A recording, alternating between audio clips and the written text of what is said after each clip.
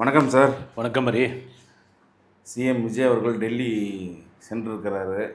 இதுக்கு முன்னாடி சிபிஐ விசாரணைக்காக போனவர் இப்போ முதலமைச்சராக போயிருக்காரு. எப்படி சார் பார்க்குறீங்க? நல்ல கேள்வி. இது சொன்ன மாதிரி கடந்த ஜனவரி மாதம் கரூர் சம்பவத்திற்காக சிபிஐ விசாரணைக்கு டெல்லிக்கு இருமுறை அழைக்கப்பட்டவர் தவைக்கா தலைவர் விஜய். அப்போ நிறைய இதெல்லாம் வந்தது. அவர் தான் ஏவன் குற்றவாளி, அவருக்காக ஜெயில் காத்துக்கிட்டு இருக்கு. அப்புறமா அவர் தான் முழுக்க காரணம். அப்புறம் சிபிஐ ஃபுல்லாக அவரை கிடுக்குப்பிடி போட போகிறாங்க. இப்படியா பல சம்பவங்கள்லாம் இருந்தது. எங்கள் சம்மன் கொடுத்துருக்காங்க, விசாரணை கூப்பிட்டுருக்காங்க. அங்கே போய் விசாரணை முடிஞ்ச பிறகு அவர் திரும்பி வரப்போகிறாருன்னு அது பெரிய பேசு பொருளாக இருந்தது. இங்கே காலமும் சூழ்நிலையும் எப்படி மாறுது பாருங்கள். ஒரு 4-5 மாதத்தில் இந்த முறை அவர் சிஎம் விஜயாக டெல்லி சென்றிருக்கிறார். குறிப்பாக பிரதமரை பார்க்க போகிறாரு, குடியரசுத் தலைவர், துணை குடியரசுத் தலைவர், எதிர்க்கட்சித் தலைவர், மிக முக்கியமாக அமைச்சர்களை, மத்திய அமைச்சர்களை, குறிப்பாக நிதியமைச்சரை பார்க்க போகிறார். அதுதான் ஒருத்தரை நீங்கள் அவ்வளோ சீக்கிரத்தில் ஈஸியாக எடை போட்டுற முடியாது. அவ்வளோ சீக்கிரத்தில் அவங்களை நீங்கள் அண்டர் எஸ்டிமேட் பண்ணிடக்கூடாது அப்படின்றதுக்கு மிகச்சிறந்த உதாரணம் அதுதான். ஜனவரியில் டெல்லி போனதுக்கும் இப்போ டெல்லி போனதுக்குமான வித்தியாசம் எப்படி தெரியுது? எதுக்கு போயிருக்காரு, என்ன 2 நாள் பயணமாக டெல்லி போயிருக்காரு, அங்கே என்ன மாதிரி பேச போகிறார், என்ன இது, அப்புறம் தமிழ்நாடு இல்லத்தில் தங்குறாரு, இதெல்லாம் டீட்டெயிலாக வந்த பிறகு நமக்கு தெரிய வரும். சார், இன்னொரு விஷயம் என்னென்னாக்கா, மேயர் அலுவலகத்திலலாம் பார்த்தீங்கன்னாக்கா சிஎம் விஜயோடைய புகைப்படத்தை வைக்கக்கூடாதுன்னு சொல்லி சில சம்பவங்களை நம்ம பார்க்குறோம். இது எப்படி சார் பார்க்குறீங்க? இல்லை, ஒரு முதலமைச்சர் அப்படின்னு வந்துட்ட பிறகு நான் இப்போ திருநெல்வேலிலாம் நினைக்கிறேன், திருநெல்வேலி மாநகராட்சி மேயர் அலுவலகத்தில் இருக்கிற அந்த புகைப்படத்தை, முன்னாள் முதல்வர் ஸ்டாலின் அவர்களுடைய புகைப்படத்தை நாங்கள் எடுக்க மாட்டோம். அதாவது மெயின் இடத்துல வச்சுருக்கிற அந்த புகைப்படத்தை நாங்கள் எடுக்க மாட்டோம், அது அங்கேயே தான் இருக்கும் அப்படின்லாம் சொல்லியிருக்காங்க. அது தவறு. நீங்கள் ஆட்சி மாறும்போது காட்சிகளும் மாறும். அது ஏற்றுக்குன்னு தான் ஆகணும். அப்படி சென்ற ஆட்சிக்கு முந்தைய ஆட்சியாக எடப்பாடி பழனிசாமி அவர்கள் இருந்தார். அப்போ அவருடைய புகைப்படம் இருந்திருந்தால் நீங்கள் ஒத்துன்னு இருப்பீங்களா? அடித்து ஜும்சம் பண்ணியிருப்பீங்கள்ல.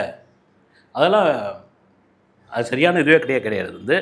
அதுக்கு எதிர்ப்பும் தெரிவிச்சிருக்காங்க. அதுக்கப்புறம் நாங்கள் எடுத்துகிட்டு சிஎம்முடைய புகைப்படத்தை நாங்கள் போட்டுடுறோம் அப்படின்னு சொல்லியிருக்காங்க. ஏன்னா இவங்க சொல்கிற காரணம் என்னென்னா இது ஒரு மைனாரிட்டி கவர்மெண்ட்டு, ஒரு 6 மாதம் தாங்குமோ 3 மாதம் தாங்குமோ அப்படின்றாங்க. 6 மாதம் தாங்குதோ 3 மாதம் தாங்குதோ, தமிழகத்தினுடைய முதலமைச்சர் தான். அவருடைய புகைப்படங்கள் எல்லா அரசு அலுவலகங்களையும் அரசு சம்பந்தப்பட்ட விழாக்கள்லையும் பயன்படுத்தப்படுகிறது. அப்படின்னா நீங்கள் அதை பயன்படுத்தி ஆகணும், வச்சு தான் ஆகணும்.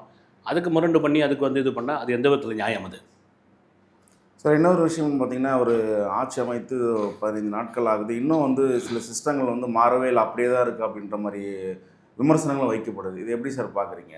இல்லை, 15 நாளில் என்ன பண்ணிட முடியும் உங்களால்? நீங்கள் என்ன, அவர் என்ன ஸ்பைடர் மேனா இல்லை சூப்பர் மேனா, அல்லது அவர் என்ன பவர் ஸ்டாரா? அப்படிலாம் ஒன்றும். அதாவது இதுவே கூட ஒரு உதாரணமாக எடுத்துக்கலாமே, மகளிர் ஊக்கத்தொகை. அந்த ஊக்கத்தொகை சென்ற ஆட்சியில் ஆட்சி காலத்திற்கு அறிவிக்கப்பட்டு கிட்டத்தட்ட 2 வருடம் கழித்து தான் அதை கொடுத்தாங்க. அவ்வளோ நாளாச்சு. இவரோட 2500 ரூபா அப்படின்னு சொல்லியிருக்காரு. உடனே 2500 ரூபா நீங்கள் போட்டாகணும், அக்கௌண்ட்டில் போட்டாகணும்னா அது எப்படி நடைமுறை சாத்தியம்னு? நீங்கள் கொடுக்கறது வாக்கா, ஒரு தேர்தல் அறிக்கையாக கொடுக்கறது வேறு, உள்ளே உட்காந்து பார்க்கும்போது தான் நான் தெரியும் அதை எப்படி இம்ப்ளிமெண்ட் பண்ணுறது, அதுக்கான நிதி நிலைமை எப்படி இருக்கிறது, அதுக்கான சோர்ஸ் எங்கேருந்து வருது, அதற்கு எப்படியாப்பட்ட அதிகாரிகள் ஒத்துழைக்கிறார்கள், இதெல்லாம் ரொம்ப முக்கியமான ஒரு விஷயம். நீங்கள் அதனால தான் சில பேர் சொல்லுவாங்க, நீங்கள் வாங்க உட்காந்து பாருங்கள் தெரியும் அப்படின்னு. அதனால் வெளியே இருந்து 1000 நாள் சொல்லிடலாம். நீங்கள் சொல்கிற மாதிரி ஒரு 15 நாளுக்குள்ளே எல்லாத்தையும் மாற்றிட முடியாதுங்க. குறைந்தபட்சம் 6 மாதம். முன்னாள் முதல்வர் ஸ்டாலின் அவர்கள் சொன்ன மாதிரி 6 மாதம். ரஜினிகாந்த் அவரே 2 வருஷம் சொல்லியிருக்காரு. 2 வருஷம் ஃப்ரீயாக விடுங்க அப்படின்னு இருக்கிறார். அது மாதிரி நீங்கள் கொஞ்சம் விட்டால் தானே தெரியும்.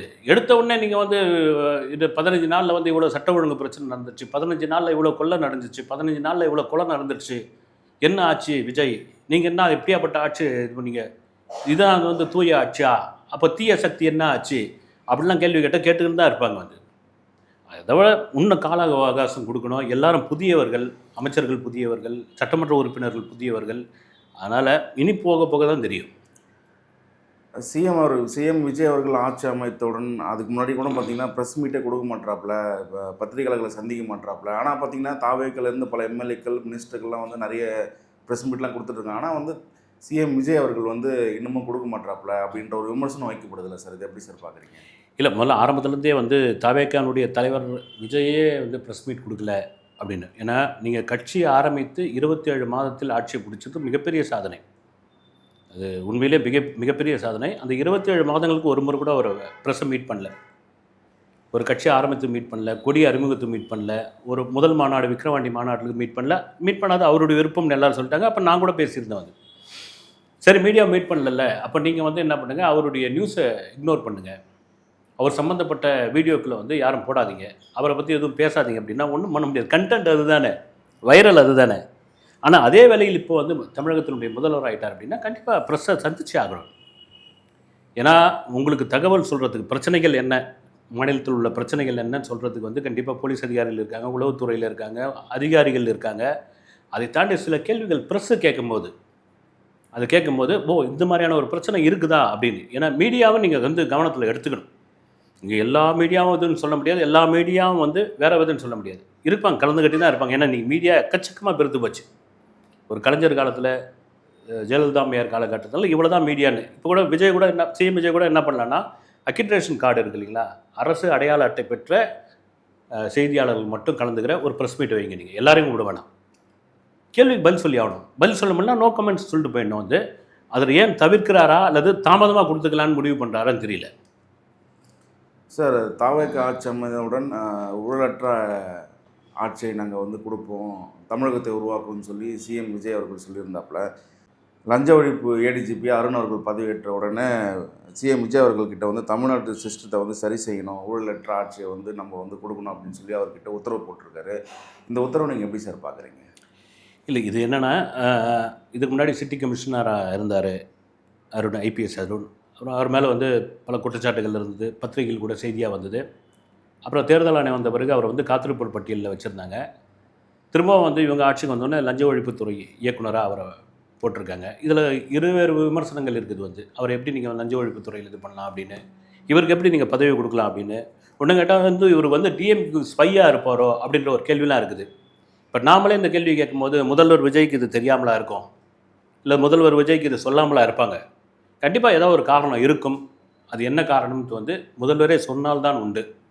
அதனால் வெளியிருந்து பேசுகிறப்போ அது விமர்சனமாக பேசிடலாம். வந்து அது சொல்லும்பொழுது தான் அது தெரிய வந்து, இல்லைனா ஒரு பத்திரிகை ப்ரெஸ் ரிலீஸ் கொடுக்கும்பொழுது தான் தெரிய வரும். வந்து அது விமர்சனமாக அது 1008 பண்ணிட்டு போகிறாங்க. அது சார், சிஎம் விஜய் அவர்கள் பதவி ஏற்கும்போது அந்த முன் வரிசையில் அந்த 3 பேர் இல்லாதது வந்து எனக்கு வந்து பெரிய வருத்தமாக இருக்குது அப்படின்ட்டு சமுத்திரக்கனி பதிவு பண்ணியிருக்காரு. இதை எப்படி சார் பார்க்குறீங்க, அவருடைய கருத்தை? சமுத்திரக்கனி அவர்கள் இப்போ சமீபத்தில் ஏதோ ஒரு விழாவில் வந்து பேசிட்டு இருக்காரு. முதல்ல கூட அவர் வந்து ஒரு என்ன சொல்கிறது, சமுத்திரக்கனி இன்னும் பாலா ஒரு 2-3 பேர் இந்த லீலா பேலஸ் ஹோட்டலில் ஏதோ ஒரு ஃபங்க்ஷனுக்கு வந்து பேசிகிட்டு இருப்பாங்க. வந்து அப்போ அந்த த்ரிஷாவை கல்யாணத்துக்கு கூட்டணும் அந்த நிகழ்ச்சிக்கு கிண்டல் பண்ணியால் அது ஒரு கோவமாக ஏதோ பேசிகிட்டு இருப்பாங்க. கேமரா இருந்து தான் பேச அப்படிலாம் கூட போல்டாக சொல்லியிருந்தார் வந்து சமுத்திரக்கனி. அதெல்லாம் விட்டு இப்போ என்னன்றாரு, அந்த சிஎம் பதவியேற்பு விழாவுக்கு அந்த 3 பேர் இருந்தால் முன்வரிசையில் உட்காந்தா நல்லாயிருக்கும் அப்படின்றாரு. விஜய் அவர்களுடைய குடும்பத்தை தான் சொல்கிறாரு. ஒரு மகன் ஒரு மகள் மனைவியோடு இருந்திருந்தார். எல்லாரும் தான் தமிழ்நாட்டில் இருக்கிற எல்லாரும் எதிர்பார்த்து தான் அது. ஏன்னா அவங்களுக்குள்ளே இருக்கிற பர்சனல் லைஃப் என்னவோ தெரியல, அவங்களுக்குள்ளே இருக்கிற பிரச்சனை என்னன்னு தெரியல. வந்து ஏன்னா 2 தரப்புலையும், அது வந்து முதல்வர் விஜய் தரப்புலையும் சரி அல்லது சங்கீதா தரப்புலையும் சரி யாரும் அது சம்மந்தமாக எதுவும் பேசாத போது அதை வந்து பெரிய விஷயமா எடுத்து பேசுறது நாகரிகமான விஷயம் கிடையாது. ஏன்னா ஒரு குடும்பத்துக்குள்ளே 1008 பிரச்சனை இருக்கும். அது சிஎம்மாக இருந்தாலும் சரி, சாதாரண குடிமகனாக இருந்தாலும் சரி. ஆனால் ஒரு திரைக்கலைஞனா, ஒரு சாதாரண ஒரு மனிதனா சமுத்திரக்கனி அந்த ஆதங்கத்தை வெளிப்பட்டிருக்காரு. அது சாதாரண பாமருக்கு நமக்கே கூட உண்டு. அது ஒரு ஜோசப் விஜய் ஆகிய நான் அப்படின்னு ஒரு பதவி ஏற்கும் பொழுது அந்த ஃபேமிலி எவ்வளோ சந்தோஷப்படும். அது எதிர்பார்த்து தான். வந்து அதே வேளையில் அவங்களுடைய பர்சனலுக்குள்ளே என்ன இருக்குதுன்னு தெரியல. வந்து இருந்திருந்தால் நல்லா இருந்திருக்கும். ஒரு நாளைக்கு 5 காட்சிகள் அப்படின்னு சொல்லிட்டு ஒரு உத்தரவு ஒன்று வந்திருக்கு. இது எப்படி சார் சாத்தியமா? இது வந்ததுனால என்னென்ன பாதகங்கள் சாதகங்கள் இருக்குது சார்? இல்லை, இது சாத்தியமானது தாண்டு 5 காட்சிகள்னு இது பண்ணியாச்சு. திரைப்பட சம்மந்தப்பட்ட ஆட்கள் தினமும் போயிட்டு வந்துக்கிட்டு பார்த்துக்கிட்டு இருக்காங்க. அவங்க ஒரு கோரிக்கை வச்சுருக்காங்க. அதை வந்து சரி தினசரி இனிமேல் 5 காட்சி அப்படின்னு.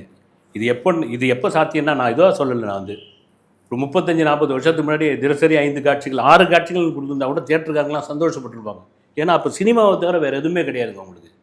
அப்படின்னா ரேடியோவை கேட்பாங்க, பேப்பர் பிடிப்பாங்க, வேறு பொழுதுபோக்கே இல்லை. போய் ஜனம் பூரா தேட்டரில் தான் கிடக்கும். எனக்கு தெரிஞ்ச நண்பர் ஒருத்தர் காலை காட்சி, matinee, evening show, night show படம் பார்த்துக்கிட்டே இருப்பாப்புல.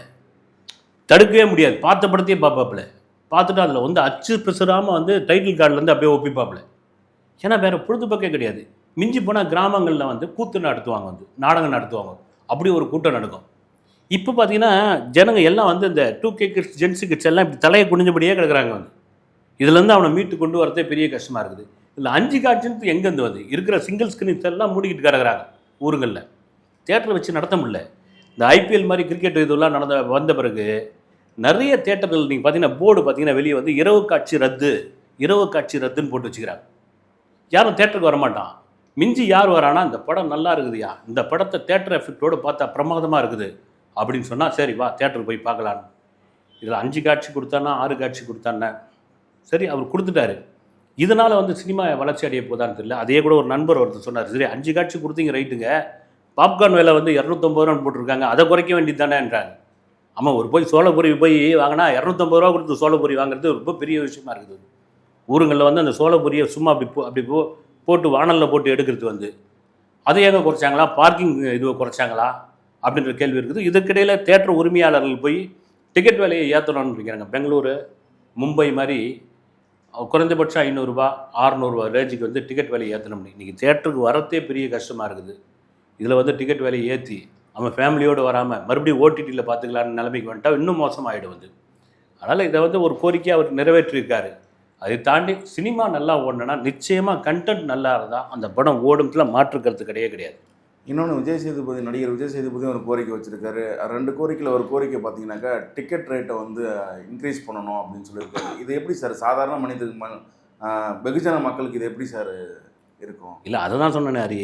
நீங்கள் வந்து பெங்களூர் மாதிரி மும்பை மாதிரியான பெருநகரங்கள் மெட்ரோபாலிட்டன் சிட்டியில் அவங்க கொஞ்சம் ஹைடெக்கான சிட்டி. அது வந்து இங்கே ஹைதராபாத் மாதிரியான இது இல்லை. நானே போயிருக்கேன். பெங்களூரில் 600 ரூபா டிக்கெட் வந்து கொஞ்சம் இது. ஹைதராபாத்லேயும் வந்து ஒரு 550 ரூபா டிக்கெட். பாம்பேயில் சொல்லவே தேவையில்லை. அங்கெல்லாம் சின்ன சின்ன பொட்டியாக இருக்கும் ஸ்க்ரீன்ஸ்லாம், ஒரு 20 பேர் பார்க்குற மாதிரியா. நானே இப்போ பார்த்தா வெறும் 20 பேர். பிரிவு தேட்டரோட ரொம்ப சின்னதாக இருக்கும். டிக்கெட் விலை பார்த்தீங்கன்னா 650 ரூபா 700 இருக்கும். அங்கே பார்த்துருவாங்க. இங்கே அதுக்கான இது இருக்குதான்னு ரொம்ப முக்கியமான விஷயம். இங்கே ஆனால் புதன்கிழமான ஒரு ஷோ வந்து ஒரு தேட்டரில் ஃப்ளாட் ரேட்டு 100 ரூபா ஒவ்வொரு புதன்கிழமையும். அப்படி போயிட்டு இருக்கு. இன்றைக்கி கூட்டத்தை வர வச்சா போதுன்றான். நீங்கள் வந்து 5 டிக்கெட் வாங்கினா இது ஸ்நாக்ஸ் வந்து உங்களுக்கு இலவசம் அப்படின்ற அளவுக்கு போயிட்டுருக்கு. இதில் டிக்கெட் விலையை ஏற்றிவிட்டு எல்லா படமும் ஓடுமா? ஓடாது. அது பெரிய கஷ்டம் அது வந்து. அதனால் இந்த கோரிக்கை எந்த விதத்தில் எப்படி வைக்கிறாங்கன்னு தெரியல. ஏன்னா உங்களுக்கு படமும் ஓடணும், மக்களுக்கு செலவும் அதிகமாக ஆகக்கூடாது, கூட்டமும் வரணும், ஃபேமிலியோடு வரணும். அப்படின்னா டிக்கெட் விலையை மடமடன்னு ஏற்றிட்டு அவன் எப்படி வருவான் வந்து? ஏற்கனவே எல்லாம் மனநிலை என்ன இருக்கிறாங்க, அந்த படம்பா வரும் ஓடிடியில் வரும் பார்த்துக்கலாம்பா, இருப்பா சும்மா இருப்பா எல்லா ஃபேமிலியோடு அப்படின்னு. இதில் கொண்டு போய் டிக்கெட் விலையை ஏற்றிவிட்டா என்ன ஆகும்? அது எனக்கு தெரிஞ்சு பார்த்தீங்கன்னா இப்போதைக்கு சென்னை மாதிரியான ஒரு நகரத்தில் டிக்கெட் விலையை ஏற்றக்கூடாது என்பது என்னுடைய கருத்து. கருத்துக்கு ரொம்ப நன்றி சார். வணக்கம்.